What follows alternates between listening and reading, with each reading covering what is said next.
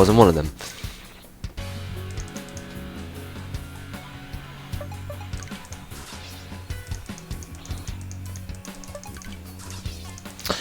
Commanders in this game have quite unique attributes. So, hold on, let me skip this again. Okay, never mind. I'm always afraid that there's just gonna be this one mini age scene that's gonna come up and fuck my day over. In any case, so yeah, some commanders are more unique than others. So I hope, hopefully, I'll show you what I mean by that. But in any case, can Kosa one-shot these guys? Yes, he can. Hell yeah!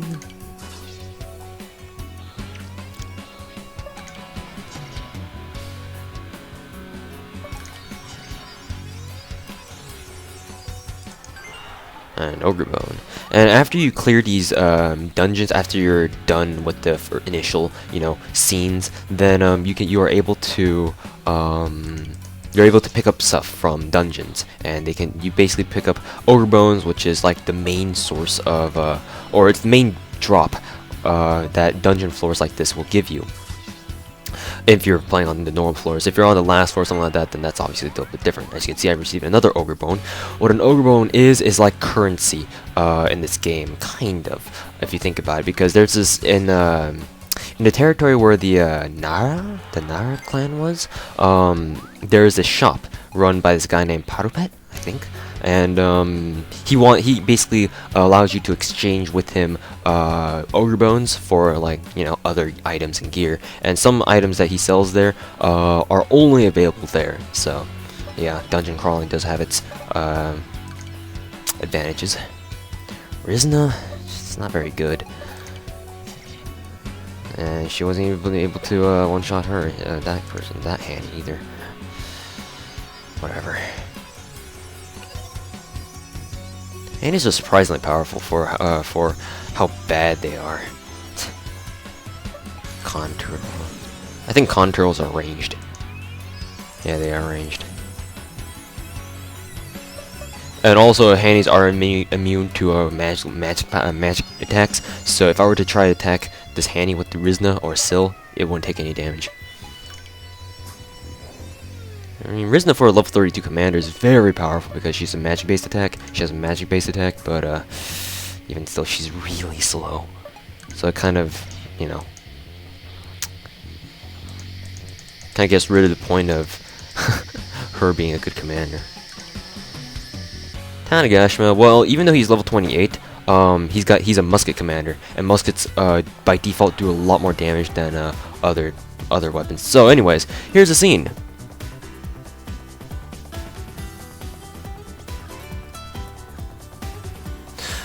Because I kind of don't want to waste my time on this. Basically, Rance, Rance, and all the other guys finally find Son facing off against that Minamoto yokai by himself.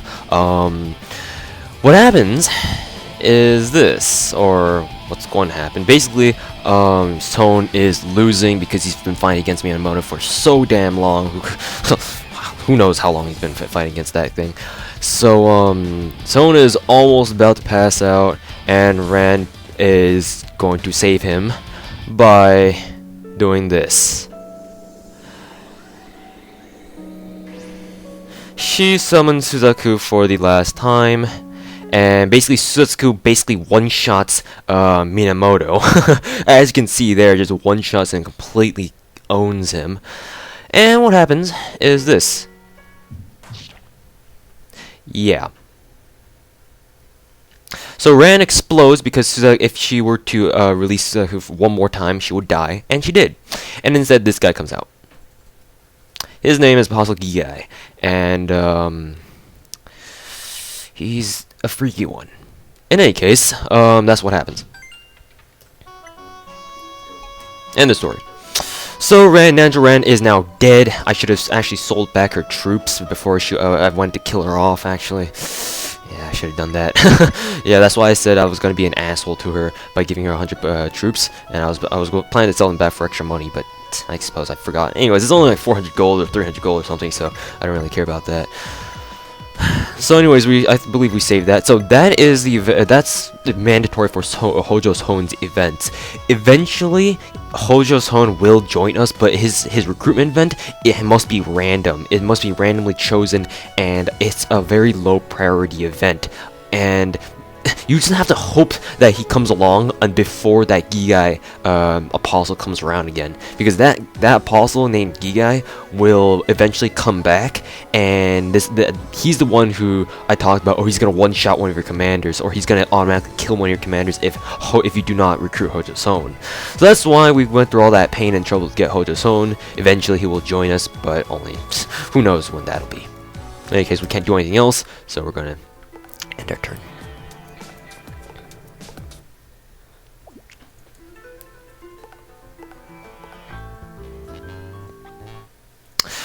So most of the pre-turn events for you will be just scenes of Rance VII and 3G asking each other, like, where's Seal, or not where's Seal, where's Kohiman,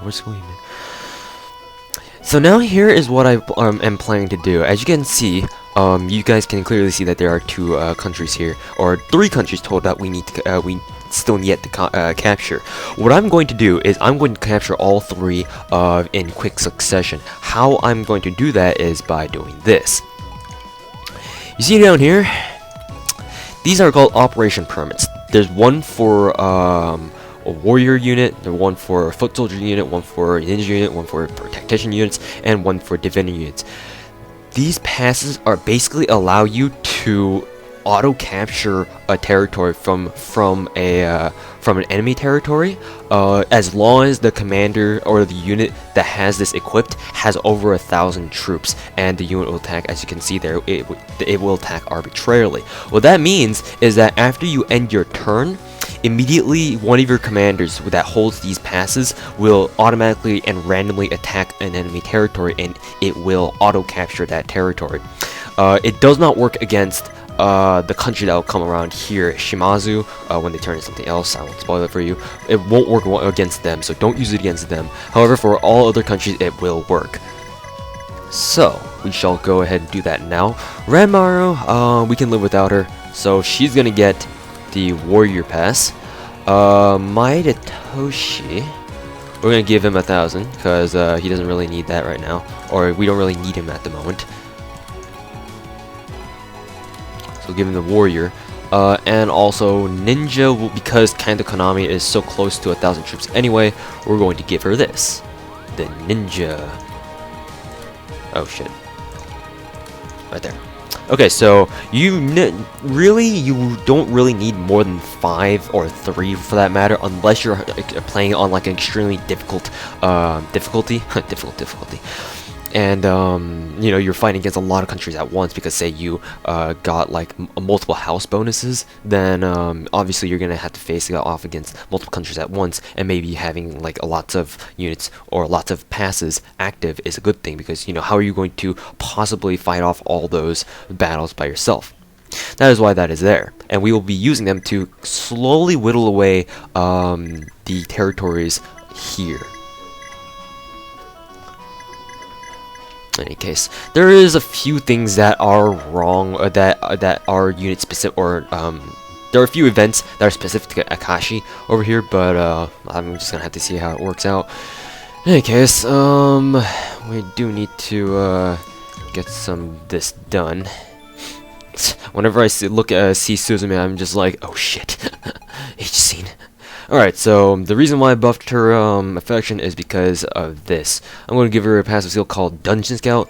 Basically what that does is whenever we go dungeon crawling, on each floor that's not like a specially designated floor, there will be one less enemy to fight, and that saves a lot of time over time, so that's a lot of time over time, yeah, that's right. Yeah. Should we give him this? Actually, it doesn't really matter if we give this or not. So, I'll see what else there is to do. Ah, yes, this for sure. Let's see if there's anything else here.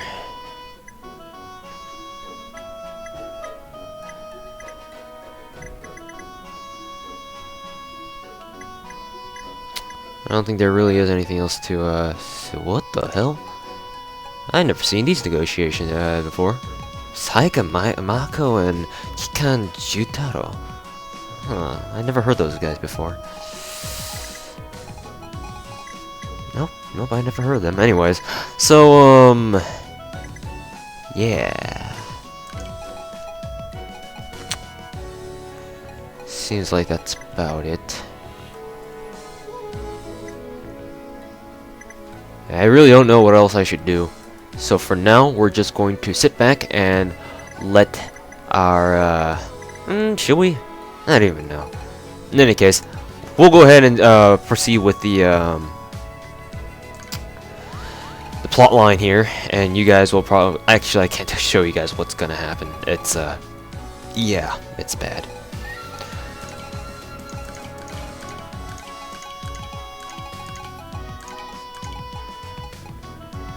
Alright, so now we're gonna search for him, and then...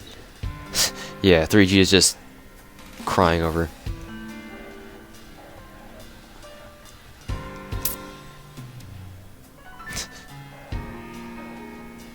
Violated. Yeah, Rance, even though he's like a heartless bastard and goes around raiding everyone he sees, he's kind of... he gets really, really pissed off when, you know, people like... yeah, in these situations. And if you guys were reading the dialogue, then you guys will probably know what's gonna happen. So I'm going to stop the recording here because the next scene is probably going to be very, very inappropriate. Hacks! Hacks! Hacks!